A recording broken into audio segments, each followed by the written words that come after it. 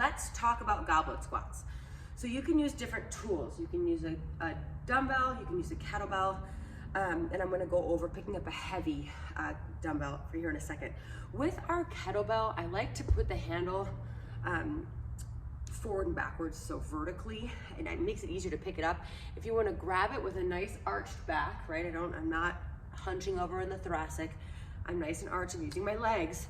I'm gonna pop it up, grabbing it here. My palms under the weight. So my elbows are tucked in, palms are under the weight. This is a leg movement, not a shoulder movement. So you don't want to put all the weight in the shoulders. So you want to get the palms again under the weight, elbows down. And then a lot like the air squat, the hips gonna drop back and the knees are gonna track forward at an equal rate. This is our goblet squat. Notice that my hips are dropping below 90. Where is 90? 90 is in the top, where the top of your knee is. So from the top of my knee to the top of my hip. So if we're looking from the side, this is 90. We want to get just below 90 and back up. If that's painful, squatting to 90 is just fine.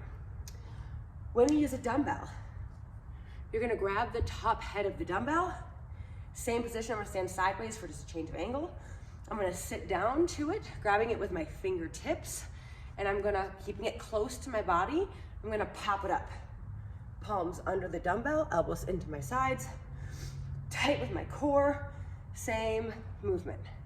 Now, when we go to squat a heavy bell, our goal is to move more weight, use more weight. How do we do it and how do we do it safely? Same exact position as we used for the lighter one. We're gonna sit down, fingertips under the top of the dumbbell, and we're gonna pop it up, catching it the same way. Here, elbows down. I keep it under my chin. Why do I keep it under my chin? So as I'm squatting, see how my back is nice and tall? If I let this dumbbell fall, my chest is gonna fall. See it? So you wanna keep the dumbbell up and tall as we squat. Okay? This is our squat. And then you can put it down however you want to. Sometimes prefer you not to throw it, so there's nothing wrong with guiding it back down. Kind of hard to do with a heavy bell. So if we're gonna sit down a lighter bell, that'd be the way to go. Make sure that safety is always first. So if you're in a gym, even if you're not allowed to throw kettlebells or dumbbells, when you're using heavy weight and there's a risk of injury, something doesn't feel right, even gym owners will agree. You always drop the weight. Don't hurt yourself. Something to remember.